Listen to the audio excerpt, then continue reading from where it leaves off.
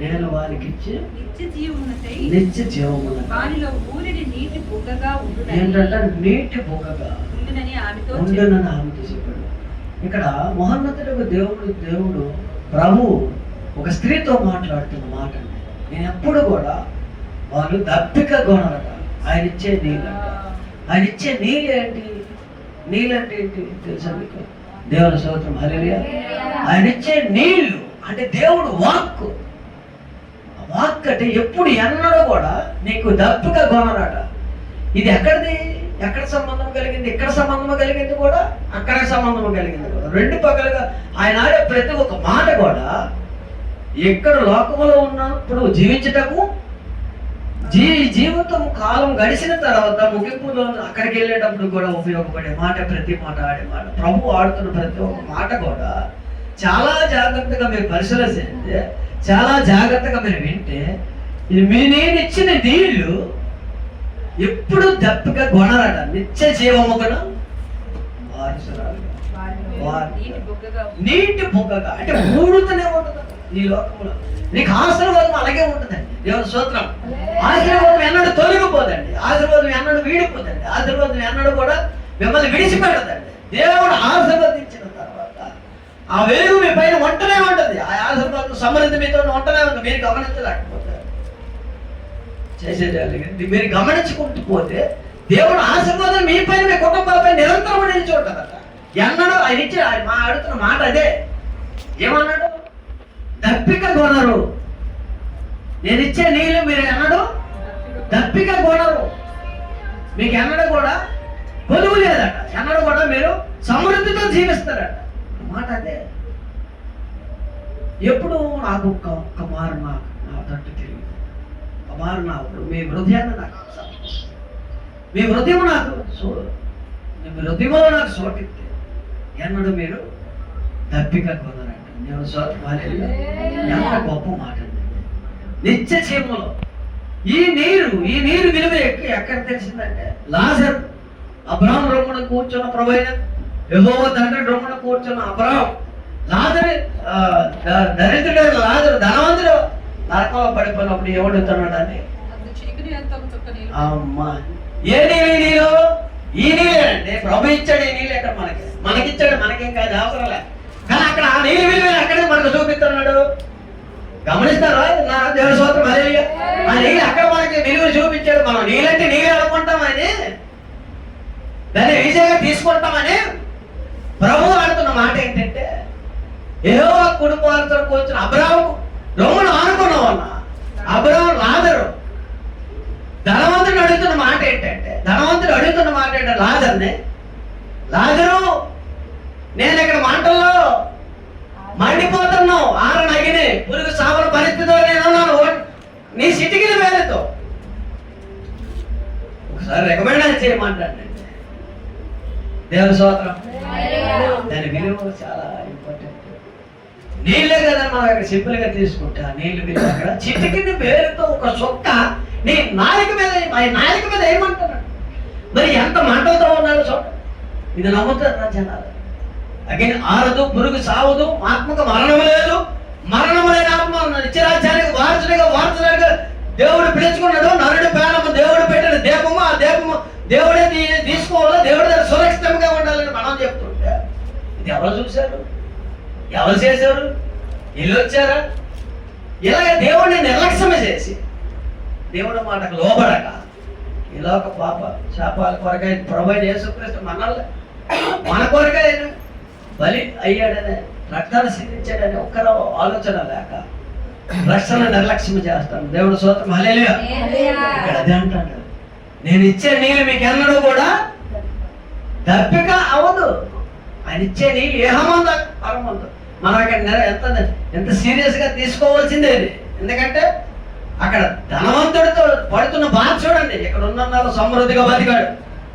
నాకు ధనం ఉంది, కులం ఉంది, బలం ఉంది, శక్తి ఉంది, తుల దూగుతూ ఉయ్యాల మీద ఊగుతూ పట్టుపరుపులు పడుకుంటూ అటువంటి ధనవంతుడు మరణించిన తర్వాత ఆ ఎదుర్కొన్న దరిద్రుడు మరణించాడు, ధనవంతుడు మరణించాడు. ఈ స్టోరీ అంతా మీకు తెలిసిందే.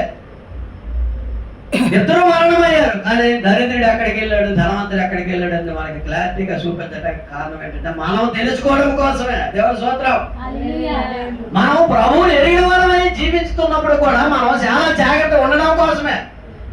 దప్పిక ఎన్నడూ కొనడు. మీరు ఒకసారి మీరు దేవుడి వైపు తిరిగితే దప్పిక నిత్య రాజ్యం అంట, నిత్య జీవం అంటాడు. అక్కడ నేనిచ్చే నీళ్ళు ఓట బొక్క, నీటి ఓట బొక్క లాగా ఊడుతూనే ఉంటుంది. దేవుని స్తోత్రం. మీకు ఆశీర్వాదం సమృద్ధిగా కొరుతూనే ఉంటాయట.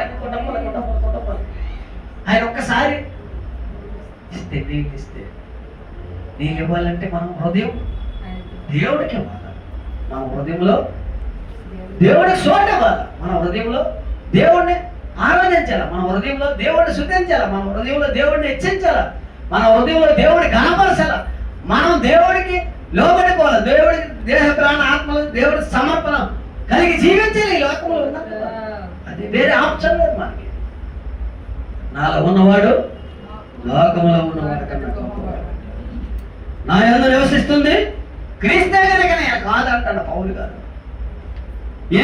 ఈయన నా కుమారుడు, ఈయన యందు నా ఆత్మ ఆనందించుతున్నదన్న ప్రభువైన యేసు క్రీస్తుని బాప్టిజమించినప్పుడు తండ్రి అంటున్న మాట, నీలో నుండి దేవుడిని ఆనందపడతాడా? స్త్రీ గారి పురుషుడి గారి ప్రశ్న. ఈమె నా కుమార్తె, ఈ కుమార్తెలో నేను నుండి ఆనందపడతానని దేవుడు ఒప్పుకుంటాడా? ఒప్పుకోగలుగుతాడా? మన క్రియా ప్రవర్తన చాలా జాగ్రత్తగా చూసుకొని ఈ లోకంలో జీవించినంత. ఇది తాత్కాలికమైనదే. ఇది స్థిరమైన పట్టణం అనే కూడా ఉన్నది. నువ్వు ఏర్తకురాలువే నిమిత్త మాత్రమైన మనం రేపేమో సంభవించిన మనకు తెలియదు కనుక ఉన్న ఆ రోజు ఏనాటికి ఆ రోజు అద్భుతంగా నీకు దేవుడితో ఆనందపడాలి. కుటుంబంతో సంతోషంగా ఉండాలి. ఇరిగిపోయి వాళ్ళతో సంతోషంగా ఉండాలి. చుట్టాల బంధువులతో సంతోషంగా ఉండాలి. సంఘంలో ఒక పాత్రగా ఉండాలి. సేవకుల దగ్గర ఒక అద్భుతమైన విలువైన వస్తువుగా నువ్వు ఉండాలి. అంతే. వేరే నేనిచ్చే నీళ్ళు అన్నాడు మీకు దప్పిక గుణాలు సమృద్ధి దేవుడి దగ్గర నుంచి రావాలండి. ఈ లోకంలో మనుషుల సాయం అంత మట్టిగా ఉండి కొంతవరకే సాయం చేయొచ్చు. పాస్టర్ గారు, పాస్టర్ అమ్మ, లేకపోతే మరియమ్మ గారు, లేకపోతే ఇంకోలో చుట్టాలు బంధువులు ఎవరో సహాయం కొంతవరకే. దేవుడు సహాయం నిరంతరం నిలుస్తుంది. అది ఇహమందు పరమందు స్థిరమైనదిగా ఉన్న మనకు కనబడుతుంది. ఈయన నా కుమారుడు, ఈమె నా కుమార్తె, నేను ఇచ్చే నీళ్ళు అన్నాడు మీకు. దప్పిక కొనరు గుర్తుపెట్టుకోండి. నీరుకి ఎంత ప్రాముఖ్యత దేవుడు ఇచ్చాడంటే, అందుకే మనిషి శరీరంలో 75% నీరే ఉంటుంది. 75% వాటర్ ఉంటేనే వాళ్ళు ఆరోగ్యవంతులు అనమాట. గుర్తుపెట్టుకోండి మీరు. సృష్టిలో 75% సృష్టికర్తల దేవుడు జలాన్నే పెట్టాడు. 25% మన మానవాళి, మనుషులు కానీ, పెట్టలు కానీ, ఇయ్యే కానీ, ఎడారులే కానీ. 75% సృష్టిలో వాటర్. నీ శరీరంలో కూడా 75% వాటర్ ఉంటుంది. సృష్టికర్త దేవుడు ఆయన అనుకున్నట్లుగా, ఆయన ప్రణాళికలో ఆయన అనుకున్నట్లుగా చేసింది అదే. సృష్టిని చేశాడు, తర్వాత మనల్ని చేశాడు. మన మట్టి పోలి జీవించాలి. దేవుని పోలి జీవించగలిగితే నీకు దేవుడు చేసిన సంగతులన్నీ తెలుస్తాయి. దేవుని స్తోత్రం. హల్లెలూయా. ఆయన ఆనందం నీకు తెలుస్తుంది. మనకిచ్చిన గిఫ్ట్ దేవుడు నీకు బైబిల్. దేనికి? త్రికాల జ్ఞాని. జరిగిపోయింది, జరుగుతున్నది, రేపు జరగబోతుంది చెప్పగల సమర్థుడు నేను ఆ దేవుడు అనమాట. దేవుని స్తోత్రం. ఆయన నీలో నుండి చెప్తాడు, నాలో నుండి చెప్పాడు. నువ్వు చోటెత్తి నీలో నుండే చెప్తాడు. మాట్లాడుతుంది ఆయన. మనం మాట్లాడాలంటే మన నాలిక మంచిదేనా? మనం మంచివాళ్ళవేనా? మనం మాట్లాడితే ఏం మాట్లాడతాం మనకు తెలియదు. సత్యమేదో అసత్యమేదో తెలియదు. ఏం మాట్లాడగలదో తెలియదు. ఏం మాట్లాడబోతానో మనకు తెలియదు. మహోన్నతుడిగా దేవుడు మాట్లాడితే 5,000 ఎంతమంది కొండ మీద ప్రసంగంకి ఎంతమంది వచ్చారు? బైకులు ఉన్నాయా? 5,000 మంది ఓన్లీ పురుషులే వచ్చారట. అక్కడ ఏం జరిగింది? సమృద్ధి జరిగింది. ఆయన ఇచ్చే ఆహారం, నీ కుటుంబం పట్ల ఆయన ఇచ్చే ఆహారం అటువంటిదే. సమృద్ధి మిగులుతుందట. గిన్నె పొంగి పోరుగుతుందట. నేను స్తోత్రం. అంటే ఆశీర్వాదం నీ కుటుంబాన్ని, నీ కుటుంబంలో జరగను రానున్న రోజులు జరగబోతున్నాయి. నాకు బలహీనత నాకు నీకే బలహీనత ఉండదు. మహోన్నతుడికి దేవుడు, శక్తివంతుడైన దేవుడు, ఆయన ముట్టి తెస్తాడు స్వస్థత, గొప్ప విడుదల అన్నమాట. సందర్భంలో మహోన్నతుడికి దేవుడు ఇర్మియా ప్రార్థన సమయంలో ప్రభు దర్శనంలో గొప్ప కాలు చూపించాడు దేవుడు. తల్లి గర్భంలో నేను నిరూపించకపోతే నిన్నే ఏర్పాటు చేసుకున్నాను అన్నమాట. ఇర్మియా గ్రంథం 1:4వ వచనంలో ఉంటుంది, నేను నిన్ను స్త్రీని కానీ పురుషుని కానీ ఆయన ఎప్పుడు నిర్మించుకున్నాడు? తల్లి గర్భములో రూపింపక పడకమునిపే నేను నిర్మించుకున్నాను, నేను పంపించి ఉన్నాను. నేను పంపిన వాడిని పోషిస్తాను, పోషించేవాడిని రక్షిస్తాను, రక్షించేవాడిని స్థిరపరుస్తాను, స్థిరపరిచేవాడిని బలపరిచేవాడిని బాగుపడతాను. బాగుపడితే దేవుడు అనమాట. ఆ యెహోవా ఆరోగ్యం, ఆదరణ, ఆయన సమస్తం ఆయన ఇచ్చే నేను నిలబెట్టగల సమర్థుడు దేవుడు. దేవుని స్తోత్రం. నేను నిలబెట్టగల దేవుడు. సో నేను నిలబెట్టాడు. కృతజ్ఞత కలిగి మనం జీవిస్తూనే ఆ యాత్ర కొనసాగించాలి. జీవిస్తూనే మనం ఈ యాత్ర, లోక యాత్ర కొనసాగిస్తూనే ఉండాలి. మనకి మన ఎప్పుడు కూడా విడివిడండి, విడివిడి ఎడబాయిన దేవుడు. నేను ఇచ్చే నీళ్ళు ఎన్నడూ తప్పిక కొనరు, ఎన్నడూ తప్పిక కొనరు. హేమంత్ మంటలో వేదనలో పడుతున్న ధనవంతుని చూడు మనకు చూపిస్తున్నాడు. మనం మానవుడు బతుకున్నప్పుడే మహోన్నతుడు దేవుడిని భూలోకంలో తెలుసుకోవాలా. నీ గమ్యం ఏంటో తెలుసుకోవాలి. ఎక్కడి నుంచి వచ్చావు, నువ్వు ఎక్కడికి వెళ్ళాలో అదంతా చెప్తే చాలా టైం పెట్టాలి. నువ్వు ఎక్కడి నుంచి వచ్చావో ముందు తెలుస్తాడు. నువ్వు ఎక్కడికి వెళ్ళాలో ఆయనే తెలియపరుస్తాడు. దేవుని స్తోత్రం. నువ్వు ఎక్కడి నుంచి వచ్చావు? ఒక రోజైనా నీకు ఆలోచన ఉందా? ఈ రాత్రి వేళ సమయంలో దేవుడు నీతోటే మాట్లాడుతున్నాడు. నువ్వే స్థానంలో ఉన్నప్పుడు కూడా నేను ఎక్కడి నుంచి వచ్చాను, నేను ఎక్కడికి పోవాలా, నా స్థానం ఏది, నా స్థిరమైన స్థానం ఎక్కడ అని ఏ రోజైనా నీకు ప్రశ్నగా వచ్చిందా? ఏ రోజైనా నువ్వు ఆలోచన చేసావా? నా పట్ల దేవుడి ప్రణాళిక ఏంటి? ఎంత ప్రణాళిక ఉన్నదా? నేనేంటి, నేను మనిషి, నేనేంటి, నా పరిస్థితి ఏంటి, నేను ఎక్కడి నుంచి వచ్చాను, నేను ఎక్కడికి వెళ్ళాలి? ఈ లోకాచారాల్లో పడిపోయి, మాయలో పడిపోయి, ముసుగులో పడిపోయి, తెలియకుండా బంధకాల నుంచి ఇరుక్కుపోయి బతుకుతున్నప్పుడు ఇప్పుడు ఈ రాత్రి వేళ సమయంలో దేవుడు నీతోటే మాట్లాడతాను. నేనే మార్గమున సత్యమున జీవమున, నేను జీవమునయ్యా. నీలో ఉన్న ఊపిరి నాది, నువ్వు నా సొంత అయ్యి ఉన్నావు అనమాట. దేవుడు సొంతం వెళ్ళలే. దేవుడు చెప్తాను మాట ఈ రాత్రి వేళ సమయంలో నీతోటే. ఒంటరి వాడినండి, ఒంటరి దాని నువ్వు బాధపడతావా? బాధపడిన అవసరం లేదు. రాత్రి వేళ సమయంలో తీర్మానం తీర్చుకో. ఇగో నేను దేహాన్ని ఆత్మను సమర్పించుకో. ప్రభా, గడిచిన కాలం ఎంతగా బాధపడినప్పటికీ నన్ను ఏడిపించిన దేవుడు నువ్వే, నేను రుజువు చేసుకో.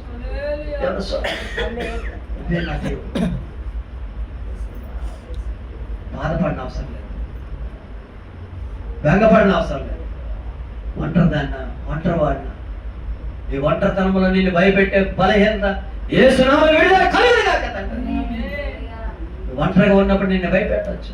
పిరికాత్మ, నువ్వు నీలో ఉన్నది పిరికాత్మ అని నువ్వు అనుకోవచ్చు. కానీ మహోన్నతులకు దేవుడిని అంటే ఉన్నాడని గుర్తుపెట్టుకో. దేవుడు స్తోత్రం. నువ్వు ఒంటరిగా ఉన్నప్పుడు నువ్వు ఆలోచిస్తావా? ఏమని ఆలోచిస్తావు? నువ్వు ఆలోచించిన పని లేదు. నీలో దేవుడు ఉన్నాడు, నీ వెంట దేవుడు ఉన్నాడు. కనుదృష్టి, దేవుడు నీ పైన కనుదృష్టి ఉన్నది. నిన్ను విడిపించగల సమానం, తప్పించగల సమానం. అంత గొప్ప దేవుడు నా దేవుడు. ఈ రాత్రి వేళ సమయంలో తీర్మానం తెచ్చుకో. ఈ గొప్ప నువ్వు ఏ స్థానంలో ఉన్నప్పుడు ఇక ప్రభువును గుర్తెరిగిన దానం అయితే, గుర్తెరిగిన వాడు అయితే ఈ రాత్రి తీర్మానం తెచ్చుకో. తక్షణమే రక్షణ నిర్ణయం తీర్చుకో. నీ మనసు మార్చుకో. మతము కాదు, మనసు మారు మనసు పొందిన ఆతట్టు తెలుగు. నీకు రక్షణలో తక్షణమే యెహోవా పరమంద నిత్య రాజ్యములో నువ్వు దప్పిక గొడవ. దేవుని స్తోత్రం. హల్లెలూయా. నేను ఇచ్చే నీళ్ళు ఎన్నడూ తప్పదు, సమృద్ధి. యెహోవా ఇక్కడ ఈ లోకంలో కొంతకాలం వరకే అందరం అక్కడికి వెళ్ళవలసిన వారు ఎప్పుడో ఒకప్పుడు. కానీ అక్కడ నీళ్ళు మాత్రం అవసరం. దేవుని స్తోత్రం. అక్కడ నీళ్ళు స్తోత్రాలు చెప్పండి. అక్కడ ఏం అవసరం కంపల్సరిగా వీళ్ళు అవసరం లేకుండా ఉండాలంటే ప్రభు శాంతన ఉండాలి. అక్కడ తండ్రి కుటుంబాలు కూర్చున్నా ఒక అబ్రహాం కుమారుడైన ప్రభువును ఆనుకున్న ప్రభువును ఆనుకున్న అబ్రహాం లాజరు లాజరు అడుగుతాడు దాని లాజరు నా ఇంటి ఎదురునే ఉన్నావు, ఇదిగో అయ్యా ఒక నాలిక నరకములో బాధపడుతున్నా, నీటి చొక్కి నీళ్ళు వాక్యం అనే నీళ్ళు నీ హృదయంలో ఉంటే నీకు అక్కడ నీళ్ళతో పని లేదు, అక్కడికి నిరంతరం ఆయన చెంతన ఉంటాడు. దేవుని స్తోత్రం. ఇక్కడ వాక్యం అనే నీళ్ళు హృదయంలో ఉండాలి. అది అన్నాడు దప్పిక మీరు కొనరు, నీటి బొగ్గవలే ఉంటుంది అన్నమాట. అన్నాడు నిరంతరం వెలుగుతున్నాను, నిరంతరం ప్రకాశమానమని నీ తలపైన వెలుగు ఉంటుంది. ఆయన నీ పైన ఉంటాడు, ఆయన కళ్ళు దృష్టి నీ పైన ఉంటుంది. ఆయన హస్తాలకి నువ్వు భద్రపరచబడతావు. నీవు నీ కుటుంబం నీ చుట్టాలు బంధువులు నీవు పొరుగు అని అందరూ ఆయన రెక్కల సాటి భద్రపరుస్తూ ఉంటాడు. 2 మాటలు దేవుడు కదా ప్రార్థన చేద్దాం. కళ్ళు మూసుకోండి.